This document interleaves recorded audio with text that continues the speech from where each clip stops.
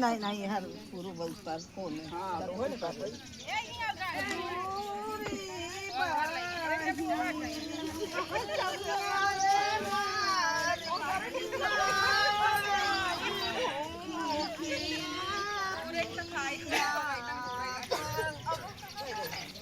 ગાડી તો